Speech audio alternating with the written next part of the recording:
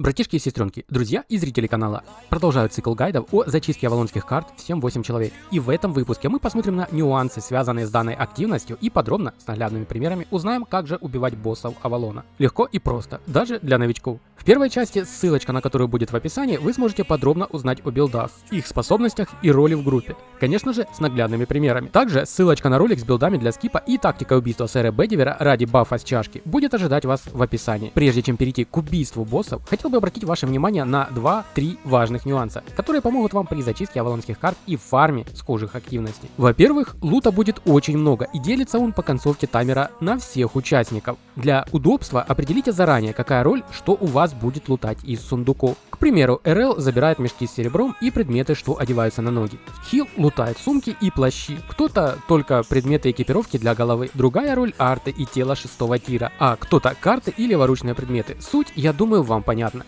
Таким образом, вы сможете максимально собирать все предметы из сундуков за данж, а также избежать перевеса и забивания инвентаря участников группы, тем самым максимализируя заработок всей группы и каждого ее участника в отдельности. Второй по значимости нюанс – наличие глазика, который стоит в начале данжа и даст нам информацию, если кто-то войдет в данж.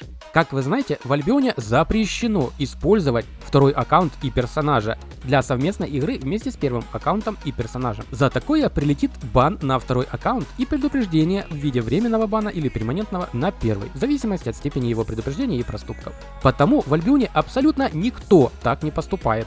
К примеру, играя с ПК на основном и используя глазик с мобильного, дабы не нарушать правила игры и не получить бан. Потому все группы и пачки могут либо попросить надежного друга, что не сольет информацию о вашем местоположении гангерам, либо нанять кого-то из новичков вашей гильдии на роль глазика. Оплата за такую активность всегда договорная, либо серебром, либо частью из лута, но в среднем оплата составляет от 500 до 900 тысяч за час фарма. При условии доброкачественного выполнения глазиком своих обязанностей, чтобы глазик пожил и дал информацию о том, во что одеты дайверы, тир их предметов, количество участников и их билды с прочей информацией, а возможно и задержать их немного с возможным убийством самих горе-дайверов и заработком с них. Глазик одевает в предметы 4+ тира, и в руки можно взять какое-либо мобильное или защитное оружие и предметы. Третий нюанс. Для удобства и быстродействия вас самих, а также ускорения общего темпа зачистки авалонских карт, сделайте и настройте себе заранее наборы снаряжения. Сделать это просто. Вначале рассмотрим, как это сделать для ПК, а после поговорим о мобильных устройствах. На клавиатуре нажимаем английскую клавишу К. Она откроет нам меню наборов снаряжения, где мы заранее настраиваем себе сборки для фарма, комнат с боссами, а также билдами, в которых будем чистить коридоры Авалона. И при необходимости сохранить PvP билд для встречи дайверов. Для создания нам нужно нажать плюсик, создать набор нового снаряжения, после чего у нас откроется менюшка создания набора снаряжения. Здесь вы сможете выбрать значок и цвет, который будет удобен вам и поможет ориентироваться в созданных наборах снаряжения. К примеру, выбираем лук и устанавливаем зеленый фон, чтобы выделялась сборка. Также у нас будет два варианта создания снаряжения. Первый – создать набор из текущей экипировки, что позволит нам быстро сохранить сборку. Внимание! Проверьте заранее перед сохранением правильность выбранных способностей, так как перед сохранением набора система проверит выбранные способности и сохранит их в данной сборке. И впоследствии при быстрой экипировке предметов будут по умолчанию установлены данные способности. И вам уже придется менять их каждый раз вручную, ну либо банально пересохранить сет с новыми настройками и способностями. В завершении даем название сборки. К примеру, билд для фарма ботов в желтых землях назовем просто ботбой. Создаем сборку и вуаля, у нас все готово. Теперь каждый раз при фарме и необходимости фармить бота, который движется в ту или иную сторону, мы нажимаем на клавишу экипировать, и у нас будет надеваться из инвентаря сборка, что там лежит под нужный случай.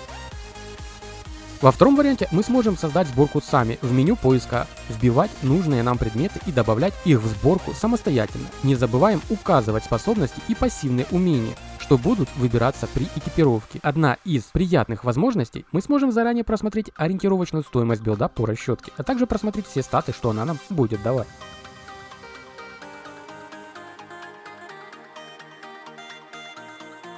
Для экипировки не нужно нажимать иконку экипировки под билдом, достаточно просто нажать на руку в окне названия билда, и она экипируется автоматически. Для удаления созданного билда или сборки нужно ее выбрать и, нажав на карандаш для редактирования, удалить готовую сборку, тем самым освободив место для последующих. Теперь затронем мобильных игроков и их удобство. С мобильных устройств также доступны наборы снаряжения, но уже без клавиш, а лишь через инвентарь и нажатие отдельной иконки для доступа к наборам, доступ к которым займет у нас 4-5 кликов. Но мы можем значительно повысить быстродействие нашего персонажа, сократив это все всего лишь до 2-3 кликов, благодаря пользовательской кнопке, тем самым сохранив не только свой сет и лут в инвентаре, но и залутать еще и дайвера, что будет рассчитывать на легкую наживу. Для этого мы заходим в настройки, раздел управления, выбираем подраздел привязка клавиш. В разделе команды находим блок интерфейс и назначаем наборы снаряжения на нужную вам цифру быстрого доступа пользовательской кнопки. Выйдя из настроек, зажимаем пользовательскую кнопку, благодаря чему и будем выбирать нужный нам билд в 2 клика. Для удобства перемещаем нужный билд для данной активности в моменте в самый верх списка, в первые ряды, чтобы не искать ее, теряя драгоценное время. Это полезные нюансы, что связаны с убийством боссов при зачистке авалонских карт. Больше нюансов, связанных с зачисткой, будет в 3-й части, где рассмотрим пулы мобов и зачистку коридора. Теперь перейдем к подробному гайду об убийстве самих боссов, их способностей и нашей позиционки. Всем позитивного времени суток, вы на канале Fluff, и мы начинаем.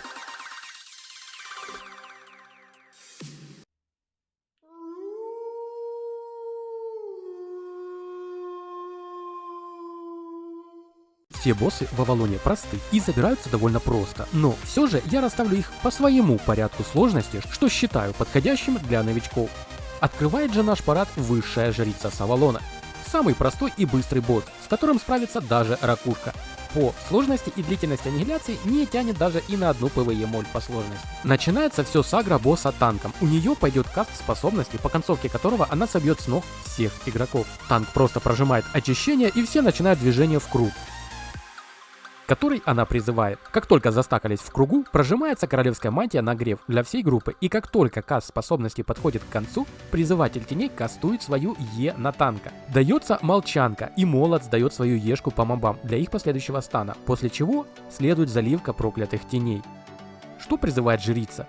И мобы шотаются. Как только мы их убили, жрице наносится урон на треть ее столбца хп. Примерно. Пачка же после шота теней растакивается полумесяцем вокруг круга. Хилы остаются в круге, только на расстоянии друг от друга, как показано на картинке. Для тех, кому интересно, почему не стакаемся, спросите у жрицы, и она поможет всему паку запущенной молнией рассмотреть напольную фреску и великолепную работу каменщиков, которую они проделали в ее комнате.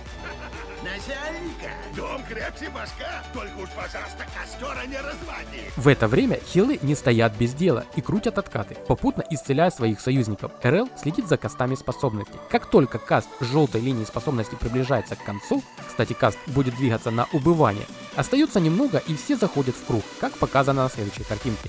После завершения каста танк дает агру в жрицу. После чего, конечно же, дает команду нагрев. Пока идет каст способности призыва теней, цвет у шкалы будет в этот раз уже красный, и двигаться она будет на увеличение. И все будет повторяться по новой. Порезка на танка, станы, молчанка и заливка теней. На картинке показано, когда нужно сдавать порезку и станы. Как сдались, хилы крутят откаты в пачку, и попутно все переходят в новый круг, а остальные растакиваются полумесяцем по стандарту. После чего повторяем подход, и жрица погибает. За время ее убийства она успевает призвать всего 3 раза теней. В промежутках между кастами она будет бить участников группы молниями, но если вы растаканы, то хилам не составит проблем подхиливать счастливчиков, удостоившихся ее внимания. Это стандартное и задуманное убийство босса разрабами. Убивается за 1 минуту 35 секунд, если делать все правильно и не рассматривать созвездие Альдебараны. Как и все боссы, может баговаться, вследствие чего ротация ее скиллов может незначительно меняться. Данную тему мы рассмотрим уже в 4-й части цикла роликов о зачистке. Второй на очереди будет финальный босс всех авалонских подземелий, сэр Бедивер. В ролике о скипе авалонских карт за бафом с чаши я описал одну из базовых механик его убийства. По-правильному, скажем так. Ссылка на ролик будет в описании. Теперь посмотрим второй вариант его аннигиляции. Босс будет иметь 2 фазы. Первой он будет бить сплэшем перед собой, так что танк стоит перед ним. Сбоку от Бедивера будет стоять саб-танк, и остальные члены пачки будут стоять в одной точке позади Бедивера, за его плащом. Точную позиционку вы видите на картинке в данный момент, потому танк и стоит перед ним, чтобы сплэш урон не затрагивал пачку ДД. Саб-танк стоит сбоку, для того, чтобы мечом которым будет бить по прямой линии сэр Бедивер, он бил в него, а не в танка или пачку ДД. Главное, чтобы группа ДД и хила стояла на максимальной дальности от Бедивера. Тогда он будет бить мечом в саб танка, как ближайшего к нему. И вторая способность, которую будет использовать Бедивер, призыв круга мечей. Для того ДД и стоят с хилом в одной точке, чтобы прожимать по очереди шлем хранителя со способностью спасительный щит, что будет нивелировать урон мечей, а их разлет в стороны по концовке способности не будет расталкивать группу. Урон от способности наносится только во время вращения мечей. Определите сразу между собой, кто будет давать первый шлем хранителя, а кто второй. Хилы должны будут решить это между собой. Все так же, ты первый. Способность шлема дается в момент срабатывания первого тика мечей. Послушайте этот момент, кто играет со звуком. Там, В данном случае с мечами опасность будет представлять main heal, который будет подходить хилить танка. В таком случае для того, чтобы кинуть луч со своей W для хила на танка, хил должен заходить сбоку от группы, слева либо справа. В таком случае меч пролетит мимо, без необходимости смещаться пачки. Если хил будет ходить по прямой, то меч может прилететь прямо в пачку, придав работы хилу, либо и вовсе шотнув кого-либо или всех. Так же само, как и существует большая вероятность призыва способностей мечей не в пачку, а на хила. Тогда придется выбегать и ломать позиционку, а после тратить время на формирование новой. Показанная же позиционка значительно ускорит скорость убийства босса и общий темп его зачистки. Перед переходом во вторую фазу босса призыватель теней отходит для свапа, то есть замены призывателя на посох гниения. Вторая фаза на 8 тире будет наступать примерно после 250 тысяч хп и ниже, когда отходить для свапа курсе будет решать уже сам РЛ. В среднем это делается в диапазоне 300-280 тысяч здоровья у босса. Но если у вас новичок на курсе, либо пингующий, лагающий игрок, либо вы просто не уверены в данном игроке, случаи бывают разные на самом деле, я не пытаюсь кого-то оскорбить, пусть сразу начинает бить босса с экипированным посохом гниения. Резать нужно будет под самый конец каста способности перехода Бедивера во вторую фазу, как вы видите на картинке.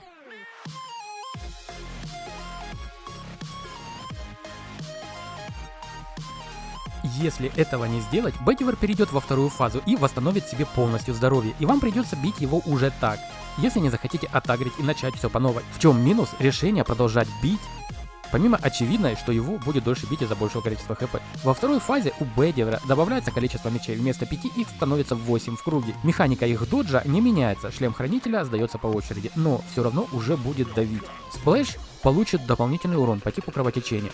Также новая способность душка, что будет сдаваться каждые 30-47 секунд, в зависимости от ротации его способностей. И не поломались ли их механики и применения из-за какого-либо бага, что спокойно по сути может шотать игрока. В таких случаях перед душкой либо стелится руна под ноги, либо после душки воскрешается сам игрок, если не было под ним руны и хила по нему в момент душки. И в довершение еще одна новая способность, что появится во второй фазе, в виде обратки, перед применением которой босс будет делать микрокаст. И после имеет еще и характерную анимацию способностей, бить в которую настоятельно не рекомендуется, если не хотите увидеть, что же там ожидает за рекой.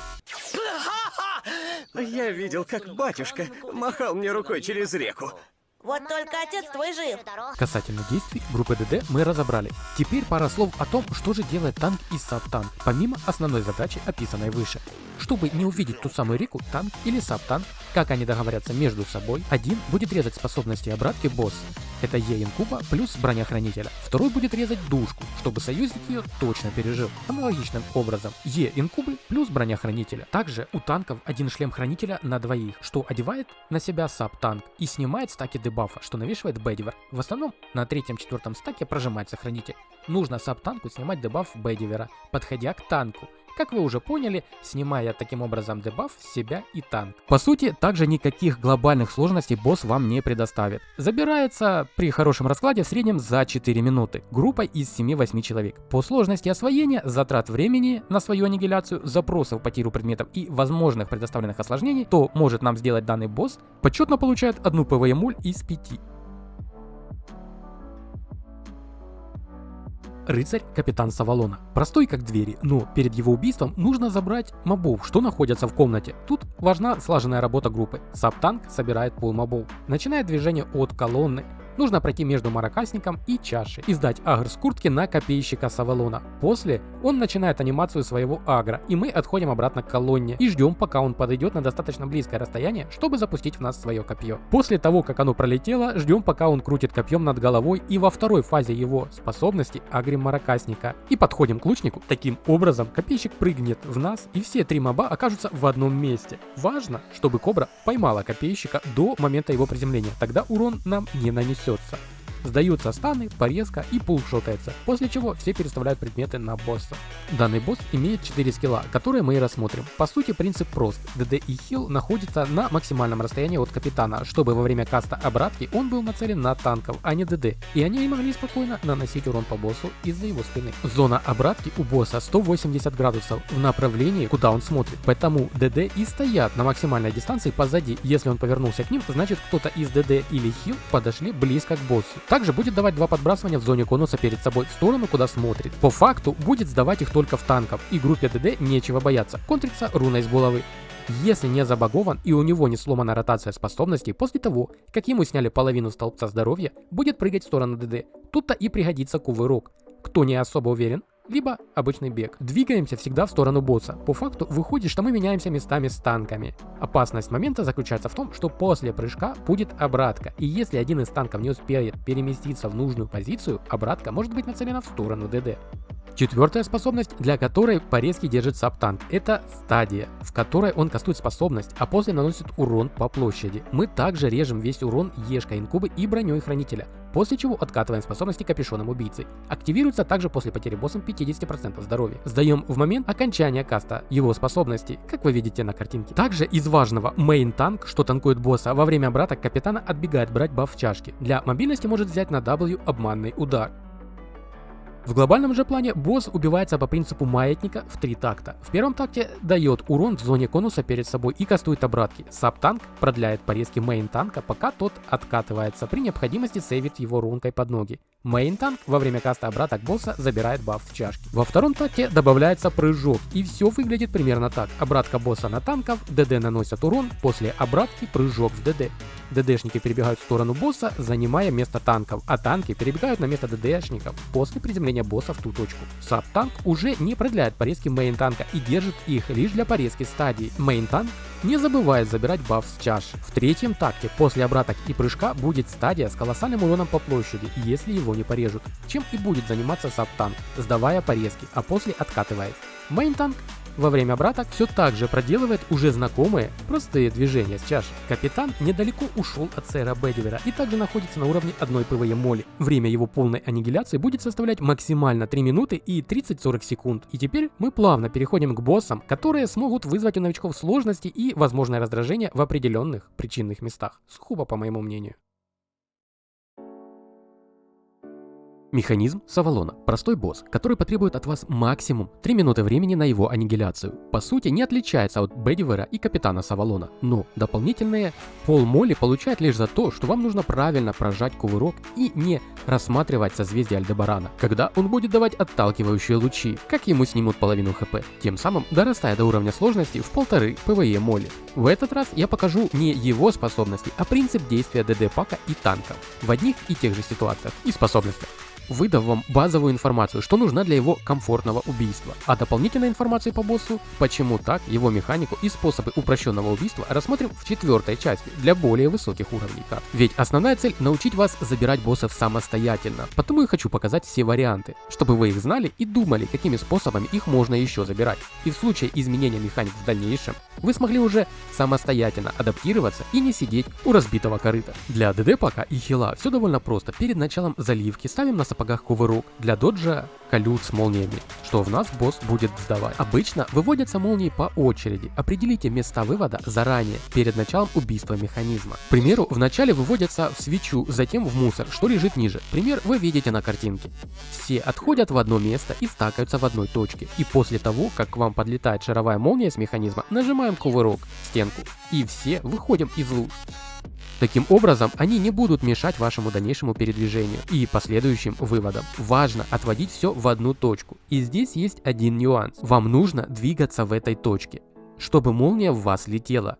Этого можно достичь, двигая персонажа что логично, либо просто упереть его в стенку, зажав правую кнопку мыши, и система будет считать, что ваш персонаж двигается. После возвращаемся на место и продолжаем заливать босса. На второй раз выводим в другую точку, которую определили. Также в одно место ложим калюжи и возвращаемся бить босса. Для того, чтобы молния в вас не летела, нужно стоять на месте и не двигаться. Для этого можно нажать английскую клавишу S по умолчанию, но в таком случае на боссе будет копиться стак бафа усиления. Потому пока тренируетесь, если РЛ без опыта, рекомендовал бы все-таки выводить всем ДД и хилам. А после по команде РЛ можно оставлять уже одного ДД. К примеру, танки зачастую не выводят, если на опыте, то также могут выводить. После снятия половины столбца ХП будет давать 3 луча, от которых достаточно просто уклониться, нужно лишь отойти в сторону. При попадании в луч он нанесет урон и оттолкнет вас, при этом сбив с ног. И пока вы будете вставать, даст по вам, скорее всего, последующие. Таким образом, можно затолкать вас в калюжу молний, и вас придется поднимать, тратя на это драгоценное время. Также после снятия 50% здоровья будет давать молнии по игрокам. Для этого и нужен отвод. Без стаков бафов молнии бьют не сильно, и хил вполне успевает все захилить. Потому и можно стоять за стаки. Также существует старый способ через убийство без отводов и растак полумесяцем. Но он более затратен немного по времени и дает больше нагрузку на танков. Напишите в комментариях, интересен ли вам такой способ. Если да, расскажу о нем, скорее всего, в 4-й части. По сути, это все, что нужно для ДД. По ротации способностей Main Heal и Sub Heal крутят откаты в пачку по очереди. Sub Heal открутил 2 отката и отошел, а туда уже заходит Main Heal и крутит свои. Такая система подходов и отходов нужна для того, чтобы не распылять грев с рунки королевской мантии.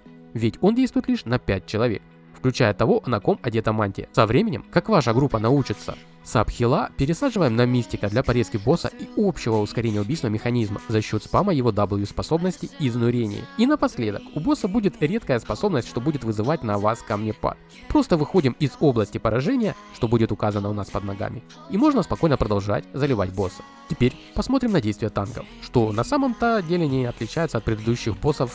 Мейн танк держит саб-танк, продлевает порезки и старается кидать руну под ноги мейн-танку в момент, когда босс будет бить перед собой в зоне конуса. Это нужно, чтобы он не отталкивал и не сбивал с ног мейн-танка. Либо мейн-танк будет отпрыгивать на своей W обманным ударом. Из опасностей только если вы зазеваетесь или замешкаетесь, а руна будет в КД, то вас забросит в калюжи. По сути, из базовых знаний и нюансов для убийства босса это все. Если не потребность отводить молнии, что я думаю поначалу для новичков будет немного сложновато, пока не поймут принцип, единственный босс, которому я бы дал 0 ПВЕ молей. Если вы хотя бы пару-тройку раз чистили сольники или экспедицию в соло, босс у вас не вызовет серьезных проблем. Главное, не забывайте думать сами, анализировать и развивать свои познания. Ну а теперь я предлагаю вам немного отвлечься от пыльных данжей и серых будней и заглянуть на дискотеку, что любезно нам устроит Архимаг с Авалона. Самый любимый босс, поняв механики которого можно забирать под просмотр фильма одной рукой, попивая любимый напиток. Сложность же для новичков составляет 2 ПВЕ моли из-за обилия различных способностей, что будут летать, толкать и падать с потолка. Тут достаточно общего принципа действий. Танк и саб-танк режут лучи, что будет давать босс. Если лучи порезаны, пачка стоит и дамажит босса. Помимо лучей, босс будет призывать шарики, что будут двигаться по спирали и выталкивать нас назад, а также лазеры, что будут бить вниз, с потолка, или называйте его как хотите. При том, что все это время зона вокруг нас будет сужаться, и если нас вытолкнет в нее шарик, мы будем получать урон. Чтобы игроков не выталкивало призываемыми шарами, танки кидают под пачку руну по очереди. Внимание, если вы фармите 8 человек, то распределение будет таким: 4 ДД стоят в куче, а хил и саб-хил с поднятием подходят к пачке по очереди, чтобы крутить откаты. Позиционка показана на картинке. Лучи мага и его стадию режет танк и саб-танк по очереди, как и на предыдущих боссах инкуба и бронехранителя. Когда круг сужается до своего предела, сужение зоны прекращается, и тут начинается стадия босса, которую и нужно порезать. Поскольку все стоят рядом с боссом, то и урон будет колоссальный, а под порезкой его вообще не ощутить. На самой стадии все ДД и саб-хилы заходят в босса, а танки и мейн-хил бегают. И вот тут начинается настоящая дискотека. Просто бегаем, хилим танков и себя. Группа, что стоит, получает рунки под ноги по очереди от танков, чтобы их оттуда не выталкивали призываемые шары. Греется там же и наносит урон, а саб-хил хилит всех по максимуму. По сути все. 3 таких подхода и босс аннигилирован. На все про все уйдет 3 минуты 20 секунд. На фоне покажу весь его процесс аннигиляции для наглядности. Напишите в комментариях, нужно ли в 4-й части показать убийство всех боссов по отдельности от начала и до конца, как в данном случае с магом.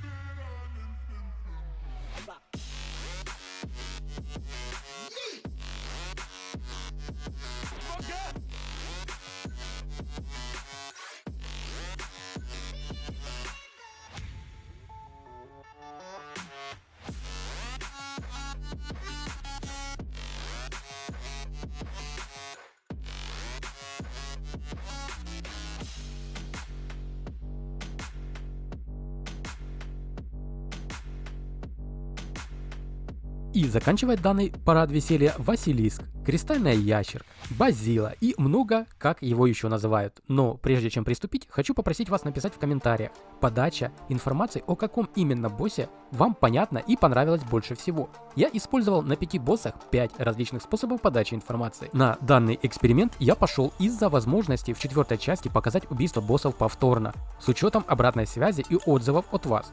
То есть повторить непонятные вам моменты. Но сейчас мне это нужно, чтобы понять, как вам лучше подать информацию в 3 части с зачисткой самих коридоров и пулом мобов в них. Буду благодарен за обратную связь. Можете написать просто босс и его цифра от 1 до 5, либо назвать самого босса, чтобы я смог это учесть для своей аналитики. Для последующей подачи информации в следующих частях. Внимание, нюанс. Не открывайте сундук до тех пор, пока дебаф священное пламя не спадет с участников.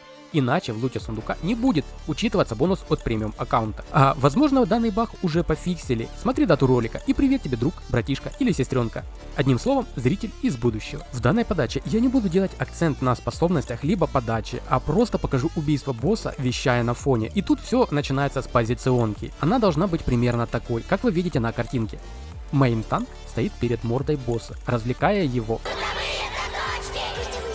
Саб-танк стоит сбоку, за ним в одной линии стоит мейн-хил и саб-хил, позади которых и стоят ДД.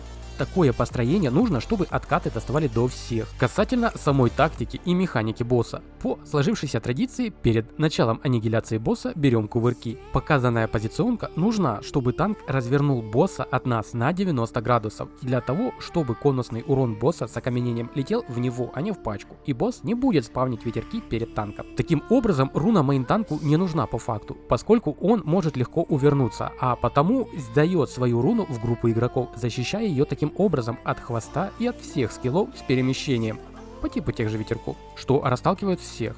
Но руна от этого действия будет сейвить, кто стоит в правильной позиции. Накладки, конечно, у вас могут возникнуть на старте освоения данного контента и босса. Группа должна находиться, грубо говоря, у основания его шеи. Когда все растакиваются для доджа его урона по площади, ни в коем случае не забегайте в район хвоста. Эта зона запретна Всех, кто не хочет умереть самой страшной смертью. после того, как босс нанесет урон по площади. Становимся на место, согласно позиционке. Растак нужен для того, чтобы молнии не били по всем участникам. После молнии, примерно через 1,5 секунды, делаем кувырок для доджа последующего урона. Также над игроком будет появляться очищающий дым. Его нужно поочередно заносить в пачку и танка. Первый раз в пачку, второй раз в танка. И по сути все. Данный босс получает 3 ПВЕ моли из-за его мелких, но многочисленных нюансов. Думаю, это все. Если будет нужно, в 4 части покажу его убийство подробно, с разбором способностей, как я делал на предыдущих боссах. От себя хотелось бы поблагодарить всех ребят из гильдии Енот за помощь в записи материала.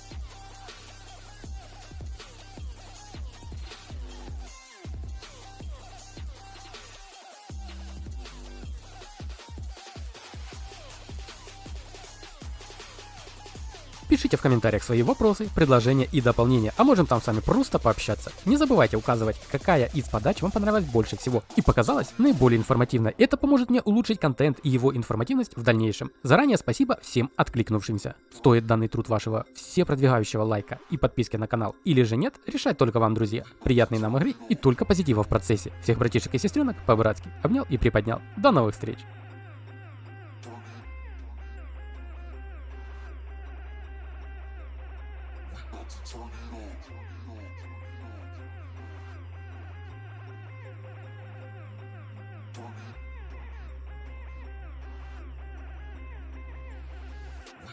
Turn it on.